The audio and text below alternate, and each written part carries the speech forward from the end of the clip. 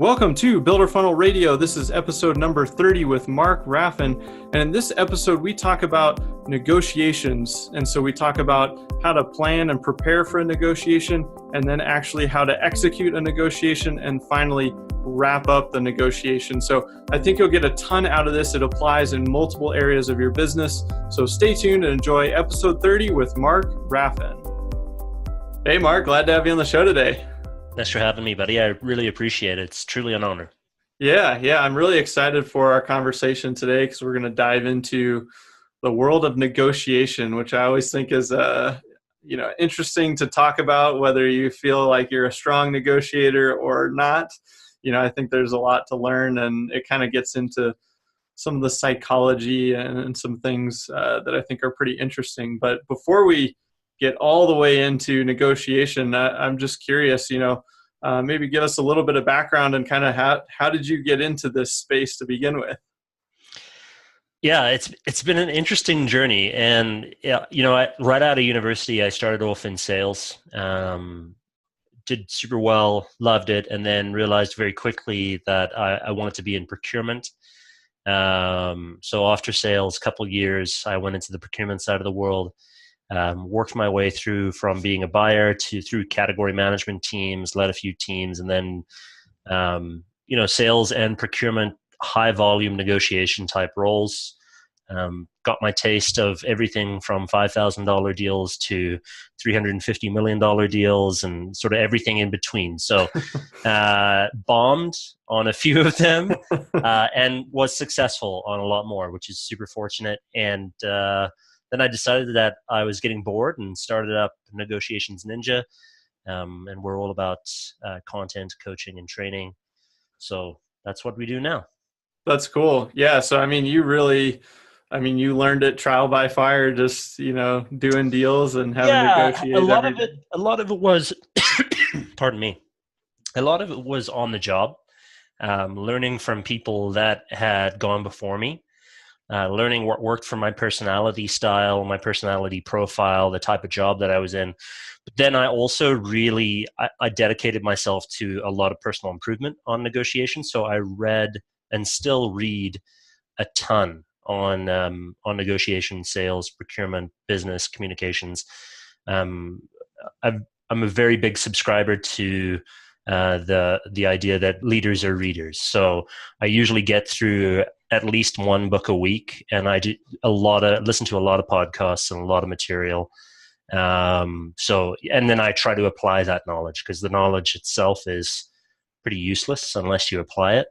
Yeah. So I've been able to learn from a lot of the greats that have come before me. I mean, the only reason I'm here today is because I stand on the shoulders of giants, right? So when you think about guys like Brian Tracy and Zig Ziglar, even Tony Robbins, these kinds of guys have really been around for a really long time, and learning stuff from them has been truly beneficial. Yeah, that's super cool. And I'm sure, you've, like you said, you've learned a combination from reading and learning from others, but then also, just being in it and actually executing it and applying that. I'm kind of curious, you said you bombed on a few deals and, obviously won on a lot more, but are there any lessons that really stand out from either some of those deals that went south on you, or ones that were maybe particularly successful? Yeah, the vast majority of the deals that went south are pretty much solely because of me. I'd love to be able to blame it on someone else. Yeah, dang it. Dang. But pretty much because of my ego more than anything else, and not being able to humble myself enough to listen to the other party that I was negotiating with. I think that's probably one of the biggest drawbacks that a lot of people in negotiations and sales and procurement have, is they're so eager to get to the next level or get to the next phase of the negotiation that they sometimes don't listen.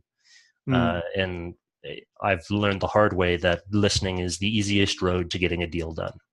Gotcha. Yeah, that makes sense. And that darn ego gets in the way in a lot of scenarios, I feel like. So, well, you said, you did that for a while, and then you kind of got bored and then decided to, start teaching negotiation to other. I mean, is that really what happened and how that transition came along, or did that just sound exciting? Yeah. Like, hey, I want to pass this knowledge along, or I'm making it sound way more smooth than it actually was. Well, it's always right. Yeah. So, man, when was it? It was just probably over a year ago now, where I was in a pub with a friend of mine, and I had already started up the Negotiations Ninja blog, had seen a little bit of success on that, and was, it was my creative outlet, was really enjoying that, and was complaining to a friend of mine in a pub that, look, there are no great negotiations podcasts out there.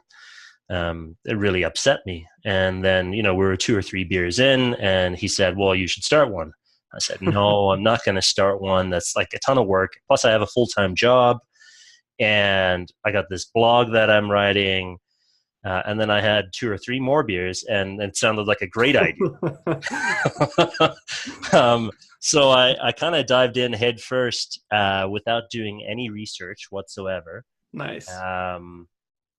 Which in retrospect was actually a really good decision, because I think if I had done the research, I probably wouldn't have done it, just because of the amount of learning that I had to do. The learning curve for me was huge, like hosting and audio and all that fun stuff. So I had no idea what I was doing. Still, I'm learning a ton. And then I started getting a few requests from people for training. People would send me an email saying, hey, listen to your podcast. It was really good. Do you provide training? And first I said no, because I had a full-time job and I was doing this podcast and then the blog as well. And it was just too much going on. And then more and more people started reaching out. And then I thought, well, maybe this is something that I should be doing. So I started doing that part-time, had a side hustle for a while. And then it got to the point where it was just too much for me to do both, my full-time job and the side hustle. So launched myself into full-time entrepreneurship, and here I am today. That's super cool. Yeah. Yeah, it's fun. Yeah. And I feel like that's such a great path to take, where you kind of, you had this area of, interest / expertise, and then you built more and more expertise and did it on the side, and then you realize, hey, people are reaching out, and there's true demand, and, I can help these businesses, I have a lot to offer them. And then that took over, which I think, probably in your shoes is a nice way to do it, because some people will just jump ship all the way, and then they go, oh, it either works or it doesn't. But you were actually able to see, like, hey, people are reaching out, and I'm able to help them. And that's super cool. So you kind of were able to validate that business plan. Totally. Yeah. So, well, let's dive into kind of some of the strategies and tactics around negotiation. And, you and I were talking before the show, where should we kind of position this? And I think an area where a lot of, builders run into this is negotiating with subcontractors. Yeah. So I guess, is there kind of like a good framework that we should start with that you typically talk to people about? Hey, when you're entering into a situation where you have to negotiate, this is kind of how you should approach it at a high level. Yeah, totally. And I think, whenever we think of builders, and if we're thinking of single family dwellings or multifamily dwellings, the framework remains the same. I don't know if it really changes based on the type of building that you have. The first thing that everyone needs to know, if you're in any kind of construction, is to know what you want. And I know that sounds super basic, and everyone's probably rolling their eyes going, of course you should know what you want. But you'd be very surprised as to how many people I actually speak to that don't actually know what they want. They know what the problem is, and they know that they need to fix the problem, or they know what the opportunity is, and they know that they need to take advantage of the opportunity, but they don't know what to do to take advantage of that opportunity or to solve that problem. So be very clear about what it is you want, and go so far as to very clearly write it down. And so, like, when I say things like that, people are like, okay, if I'm negotiating with a subcontractor, my goal is to save X amount of dollars in the next negotiation, if it's a framer or if it's, someone doing electrical or whatever it may be. But that's too broad. Be a lot more specific. So if you're going to write down what you want, and it's like almost setting goals for your negotiation, right? So Write down, if we're going to be negotiating, for example, let's just say it's someone running electrical inside single family dwellings, and their general hourly rate or their project rate is X per hour. Then you want to negotiate a discount off of that by a certain percentage point. And you could go so far as to getting a better understanding of really breaking down the costs that are involved in that labor rate. So, for example, if you're in Colorado, there's the base wage that the contractor is paying their employees, right? Sure. There's the workers' compensation insurance. There's the employment state insurance. There's the retirement benefits that they may be paying into. There's understanding any kind of collective agreement for a union that you might be paying. The overhead that's involved, and not just thinking about the overhead, but what's included in the overhead. So most people confuse variable costs into the overhead. Overhead is generally a fixed cost formula. So things like utilities, rent, salaries of management, those types of things. Get a really good understanding of what's included in the overhead costs of the hourly employee, because, by the way, you're paying for those overhead costs. Profit, how much profit is the company actually making per hour off of those employees? So if you can actually understand what the full breakdown of the labor hour includes, then it becomes much easier to have the conversation around, okay, how much should I be paying? What's the should cost on this labor hour?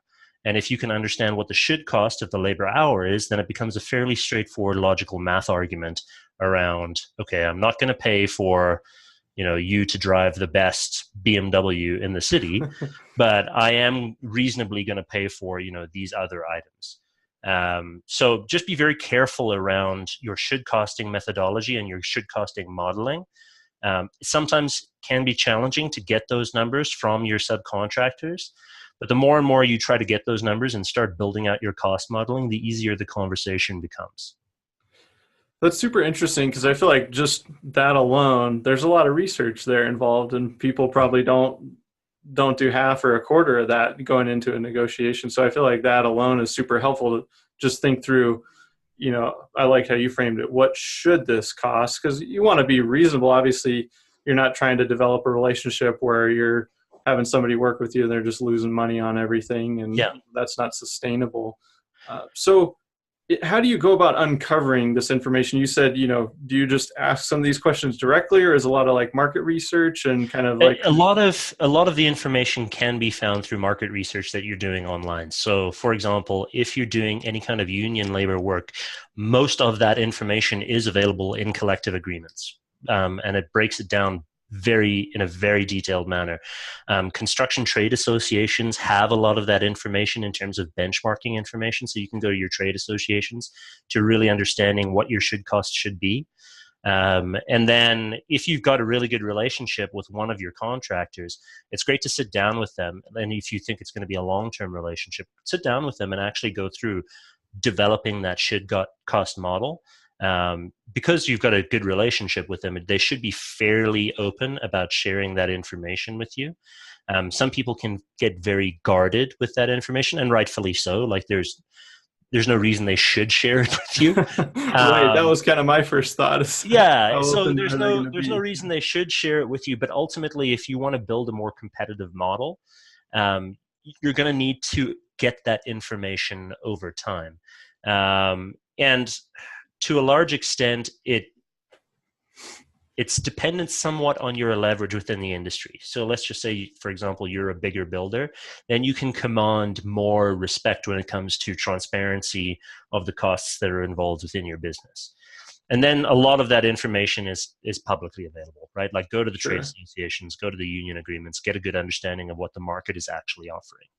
Yeah, that makes sense. So the first step is to kind of understand what you want out of the negotiation, and then start to look up some costs and get some information on what should it cost. What are the kind of the next steps then? So, I mean, ultimately, when we're thinking about what it is you want to get out of it, it's not necessarily just about price and cost, right? So it could be about reducing risk. It Hmm. could be about ensuring supply of goods. So if there's a lumber shortage, for example, or a steel shortage, like we're going through all this tariff stuff with NAFTA, for example, right? So if you're thinking that there might be a shortage in some sort of capacity, then making sure you've got security of supply is a big deal. So be very careful that you don't just limit yourself to just cost or price, because that's usually it's definitely a big part of the conversation, but it's not the whole conversation. So make sure that you're identifying areas that also make sense that are outside of that price and cost discussion. So once you've got a good idea of what it is you want, then it becomes a factor of, okay, now that I know what I want, how much should I be paying for that? And at what level makes sense for my organization? The first thing that you need to fully understand in the negotiation is the point where you're going to walk away. So Mm. if I'm the home builder and I know for electrical trade guys that at a certain price I have to walk away because I can't afford it, or the market dictates that I can get plenty of other people at a better price, then I need to be able to be very clear that internally within my own mind, at this point, I must walk away and write it down on the sheet of paper next to the hourly wage. That, Yeah. like, be very, very clear with yourself, because so often we get caught up in the emotions of a negotiation and everything sounds amazing and we haven't run the numbers, and then we shake hands with someone and we sign a contract and we walk away going, oh crap, I don't, I'm actually losing money on this deal, or I'm not making as much money as I should, or I didn't get the deal that I wanted to. So just be very clear with yourself about where you're going to walk away and at what point makes sense for your organization to move the conversation forward. Once you're done that piece, then it becomes a discussion with the vendor of, okay, what are you offering? Why should I be interested? Like, what value other than, hot bodies are you providing? Um, the experience level of your trades, um, how, any kind of cross certifications that they may have. So if they're electrical, can they also do, framing if I need them in a pinch? Or if they're, doing plumbing work, can they also do the gas fitting work, or whatever it may be, right? Sure. So understanding if there's any cross certifications, what kind of value you're getting out of them, and then actually having the conversation about value. What am I getting for my money? And that's when you get into the actual negotiation. But everything up until that point has really just been about planning and research. And that's where most people in negotiations drop the ball, is they don't put enough planning and research into the discussion, into the negotiation, and then they end up getting a bad deal and they wonder why. Well, the reason why is because you didn't plan.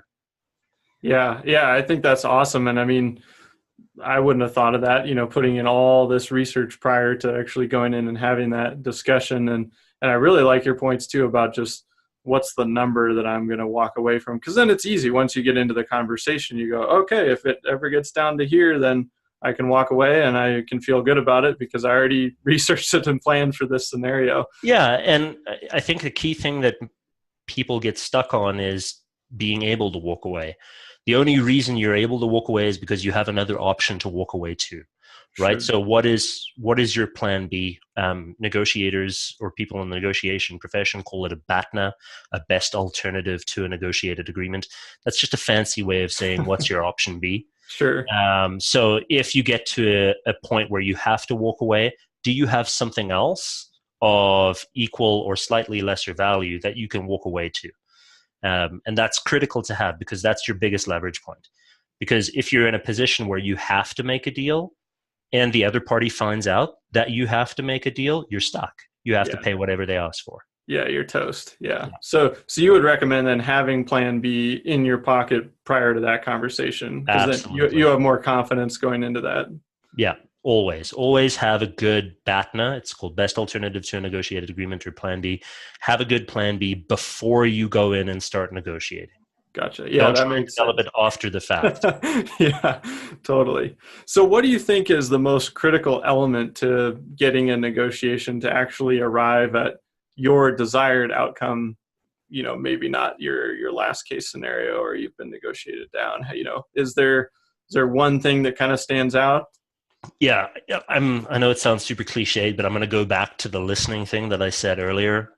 So many of us in negotiations are so eager to get to the next deal or close the deal quickly so that we can move on, especially in construction where building timelines are sometimes tight. And when we think about winter, which is just upon our doorstep, and we're trying to get things done before the snow flies or before ground freezes, then we're trying to rush things. Build that kind of stuff into your timelines. You do it for building, so why not do it for negotiation? Uh, and really listen. Take the time to listen to the other party. And the quality of answers that you get is often a result of the quality of questions that you ask. So if you're going to be asking questions of the other party, try and keep them as open-ended as possible. So things that don't necessarily end in a yes or a no. For example, can we get a discount? No. Okay.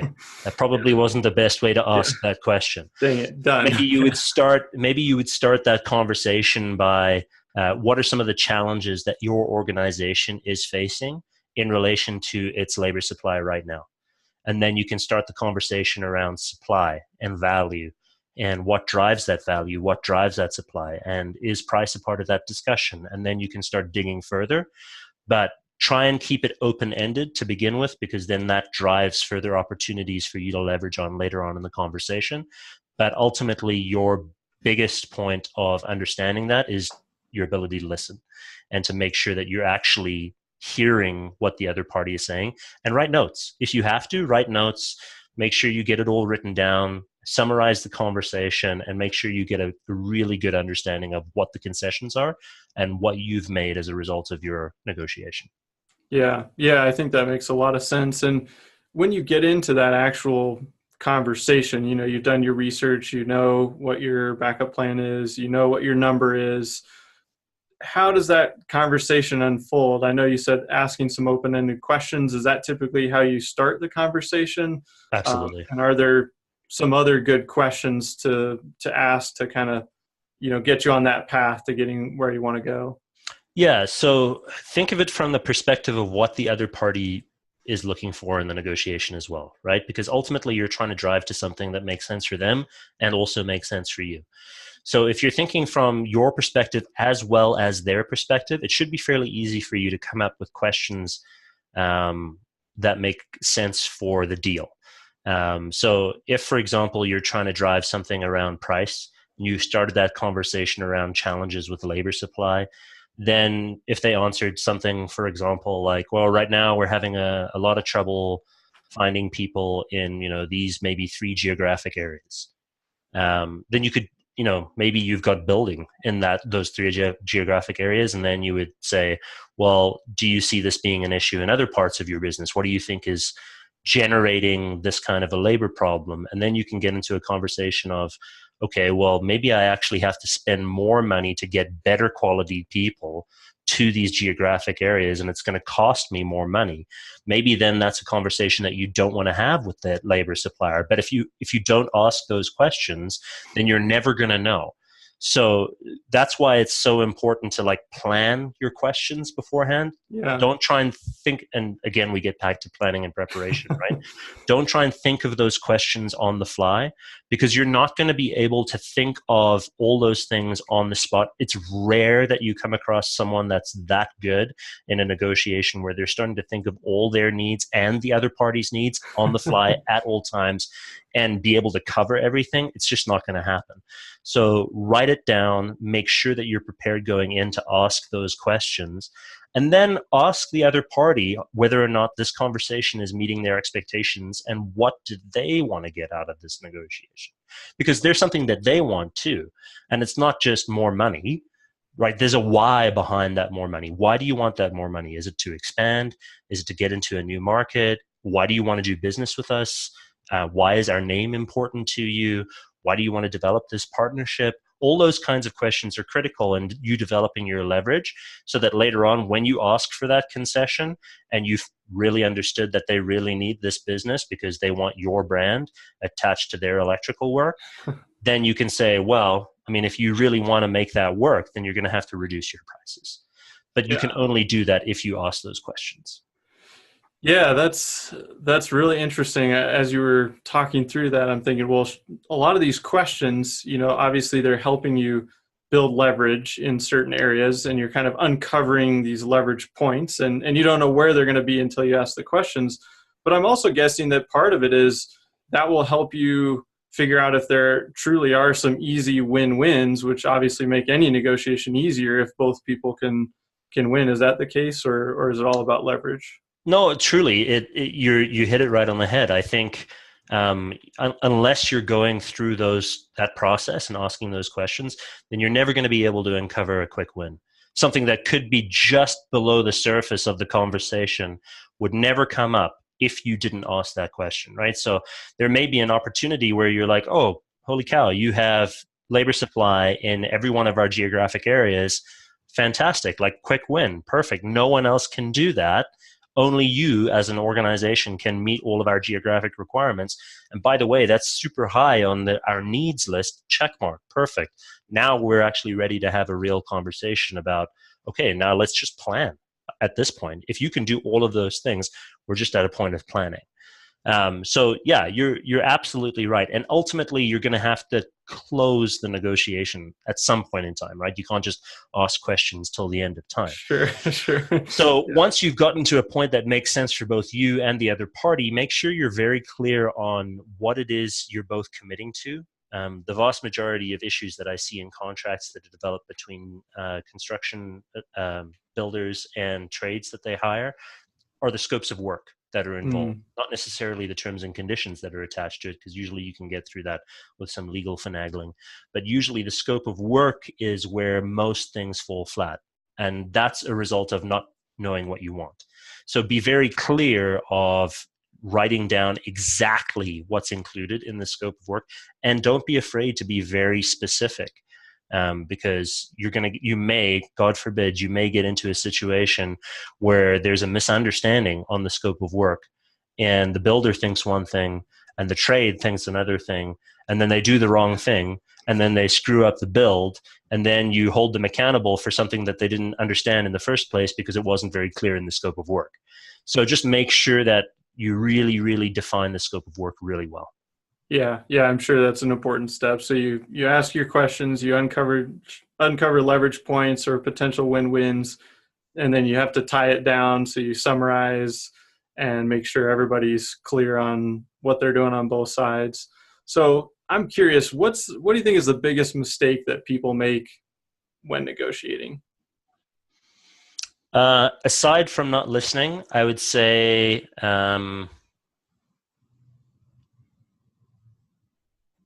being in too much of a hurry Hmm. to close. People put unreasonable time expectations on negotiations, um, and trying to close too quickly without actually fully understanding what the deal's included in. Don't be unreasonable with your time expectations, and really think very clearly about how long it actually takes to get something done, which construction guys are not, they're not foreign to, right? Like they understand construction and how long things take to get done in construction. So just use that same knowledge base and apply it to the negotiation and build that into your planning framework. So if you've got a Gantt chart and you're planning out your builds, and at the beginning of the negotiation you have to fully understand for that subdivision or whatever it is you're building into, um, all the trades that need to be involved and the negotiations that need to take place, build in the negotiation aspect into that timeline so that you you can account for it during that build process. Yeah, that's awesome. I think that's a good, I don't know, lesson for people to remember when they're thinking about just this whole process. Because I would imagine, hey, we've all negotiated, we've all been in these different scenarios, but we've probably done like little bits and pieces of what you've kind of walked us through today. So, well, Mark, this has been awesome. I have one last question for you today, but before I get to that, how can my audience connect with you? How can they find you online? That sort of thing. Best way to find me is through my website. That's negotiations.ninja. Negotiation with an S on the end, .ninja, not .com. Okay. And I'm all over social media. So if you just type that into Facebook or LinkedIn or Twitter. I'm all over the place. Okay, that's awesome. Well, we'll make sure to link those up in the show notes so people can connect with you. And my last question for today is if you could leave our listeners with just one piece of advice, when thinking about negotiation, what would that be? Plan, prepare, and practice. Plan, prepare, and practice. That's awesome. And with the practice, I guess I'll hit you up with a follow-up question too. With the practice, do you like to role play how that conversation will unfold, or do you just kind of do that alone and kind of pretend how they might react to some of your questions? Definitely role play if you can. You're not going to know what you want to say until you actually say it. So why wouldn't you say it before you have to say it? Yeah. So say those things, get someone to critique you, role play the situation with someone that you trust within your organization, and then go into the situation and practice a few times if you have to. Just get the wording down, fully understand what it is you want to say, how you want to ask the questions that you want to ask. I mean, we've really scratched the surface today of timing and tonal inflection and body language and all those kinds of things that could go into it. But role playing is, in my mind, it is essential to making sure you have a good negotiation. That's awesome. Yeah. Well, I think that's great advice to part with today. And Mark, thank you so much for taking time out of your day. This was really, really helpful. Thank you very much for having me, Spencer. Yeah. Talk to you soon. Thanks, Mark. Bye-bye. Hey guys, I hope you enjoyed today's episode with Mark Raffan. And before you go, let's talk action items. I know you're on the go, so I'm going to break down what I thought you should take away from today's episode and hopefully what you can put into action right away. And that is what Mark said right at the end of the episode, which was plan, prepare, and practice. So make sure that as you go into your next negotiation, you plan that out and do your research. So, Mark talked about looking up, hourly wages and what you maybe should be paying and different information that's going to help you actually figure out a number that you should pay. And then prepare. So think about your questions, think about your number that you want to get out of this negotiation, and anything that isn't price related or numbers related, what do you want to get out of this, and writing it down. And then that final step, practice. So make sure you can find somebody to role play with, practice it several times so that when you get into the heat of the conversation, the actual negotiation, then you'll be in great shape to get your outcome and what you want to get out of that. And before we wrap, I have two more quick things for you. If you got value out of today's episode, please leave us a review on iTunes. It means a lot and it helps us spread the word. And I've also got a question for you. I'd love to hear from you.